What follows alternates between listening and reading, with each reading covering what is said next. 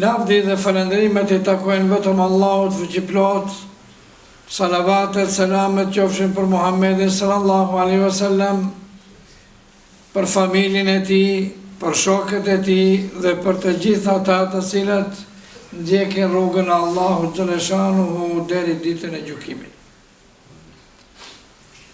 Vëllazër, fakti se ti hin në xhami, në shtëpitë e Allahut xhaleshanuhu,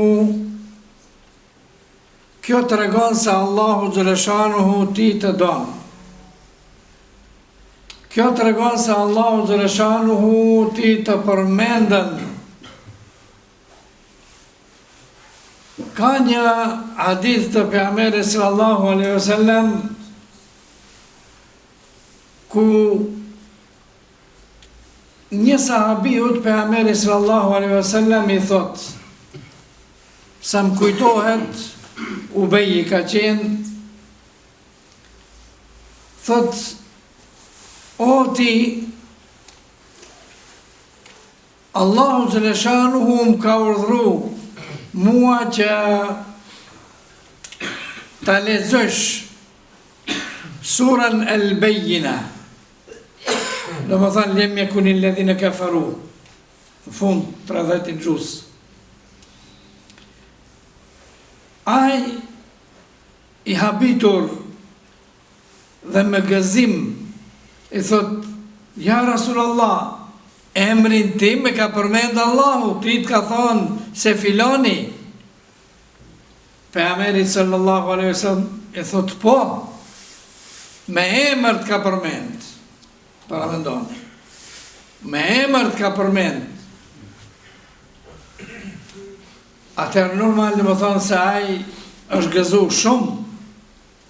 Dhe kjo shka në tregon se nëse ne him në xhami edhe lexojmë diçka I Kuranit, apo e bëjmë dhikr Allahu xhaleshanuhu, apo dëgjojmë që sikur tash që dëgjojmë, do të thonë fjalët e Allahut, fjalët e pejgamberit sallallahu alaihi wasallam, këshilla islame, Allahu xhaleshanuhu pasi që ta ka mundsuar një gjë të tillë, ta dish se Allahu xhaleshanuhu të don dhe të përmendet. Nëse na thot neve dikush, ej mbram, dëgjova në televizor se ministri I kulturës për shembull të ka përmend me emën taj. Atë çka? O, më njerë. E ndin vetën të më thonë se unë jam një faktor. Jam dikush. Po nëse të ka përmend për shembull edhe hala dikush, kryetari I shtetit, shembull. Thua. Po para mendoni.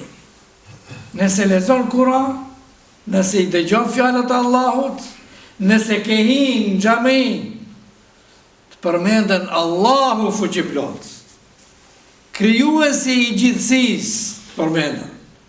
Pra të gjithëve neve tash, Allahu xhaleshanuhu na përmenden dhe na mëshiron. E lëshon mëshirën e tij mbi ne, se veç fakti se ke I, ai do të thotë se ti do të thonë I regjistruam atë. Sa njerëz ka të cilët nuk hinë. Edhe ato për familjeve tona, bashkë gusht, ndoshta jo ama, ka edhe për familjes gusht nuk hinë. Si mundsohat në gjë tillë. Pra prandaj, ne duhet ta falenderojmë Allahun xhaleshanuhu. Edhe të thona elhamdulillah që Allahu xhaleshanuhu në gjë të tillë ma mundsoi. Ma ka mundsu, më ka po për ative 5 vakët namaz. Fali 5 vakët namaz. Po bile, më ka po edhe për atyre që edhe natën do njëherë. Po ndoshta më ka po edhe për atyre që kur më del gjumi natën, e them një shahadet. E përmendi Allahu fuqiplot. Nëse e përmendën Allahu xhaleshanuhu dhe të zet gjumi me dhikr, deri në sabah, konsiderohet se ti e bën dhikr Allahu xhaleshanuhu. Pra mendoni. Pra ja të përmendim edhe një hadith tjetër pejgamberit sallallahu alaihi wasallam ku thot Majtama'a qaumun fi bejtin min bujutillah, kur një grup njerëzish, apo s'ka lidhje, nuk do të thot pa tjetër grup njerëzish, mund të jesh edhe vetë,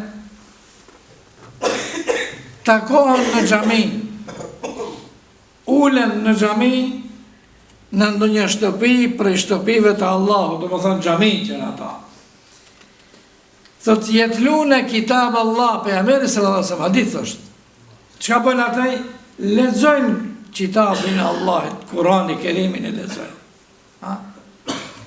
Po, ويتدارسونه بينهم, apo edhe e lexojnë njëri me tjetrin, edhe bisedojnë për shpjegimin për fjalët e Allahut xhaleshanuhu, do më thonë bisedojnë lidhur me Kurani Kerimin. Thot illa haffethumul malaika,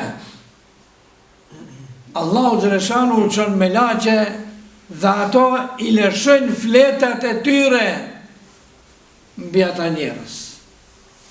Pra, ja, elhamdulillah dhe bineve. Ta është do më thonë që kjo 100%, se hadithi pejgamberit sallallahu alaihi wasallam i saktë është. Do më thonë, nuk ka dyshim në këtë.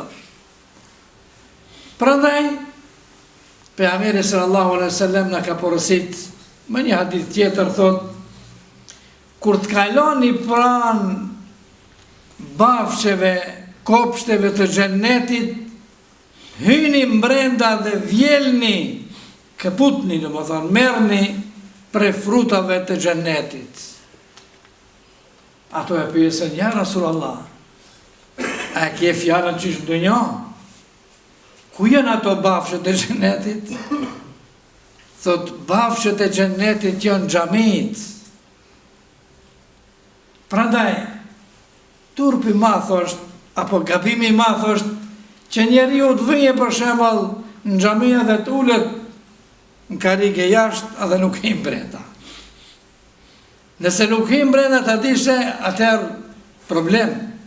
Domethënë nuk je fort i regjistruar atë. Pra, hyn brenda, përmend Allahu xhaleshanuhu, fito atë që melaqet me fletat e tyre të rrethojnë, edhe të mbulojnë. Normal se ti atëherë je i mbulum edhe të Allahu xhaleshanuhu, edhe Allahu xhaleshanuhu me mëshirën e tij mbulon. Prandaj, kjo ishte hadithi pejgamberit sallallahu alaihi wasallam, do të thonë ne kena mundësi që kur të kalojmë pranë xhamive, në vend që të ulesh në parkin e xhamis, apo në bafshën e xhamis, në oborën e xhamis, hinë brenda. Se ati të oborit do të vetë dikush tjetër edhe të fillojnë muhabetet, kibetet. A kështu kur hinë xhami, ma pak ka mundësi ndodhje një gjë e tillë, edhe pse për fat keq, ka disa vende janë bërë shok, disa xhamatli, normal edhe fugin fjale me gjetën kështu, jo fjalë që duhet, po fjalë që s'duhet. Me kini parasysh do të ndodhen edhe në mesin e xhamatëve, edhe pse në më thënë kjo dukuri është shumë më rrallë është, a bile në kohën ma herët nuk ka ekzistu. E pa mundur o kohën njeriu të jenë xhami dhe të folje, ju e dini. Edhe gjërat të cilat ka drejt të i folje po qaqë, o xhallarët e vjetër e kanë bajt punën shtrëngum, që më vjen deri te harami, ka thonë xhamej ku desha dhe pik kusas puna, nuk ka të forme. Kujtohet me siguri, do të thonë. Pra, inshallah, Allahu xhaleshanu na bën për atyre që kur i dëgjojmë fjalët e Allahut, fjalët e pejgamberit sallallahu alaihi wasallam, më njëherë do të mundohen që t'i vëmë në praktik. Ela in ahsana kalamu ablagha an-nizam kalamullahi al-malik al-aziz al-mannan.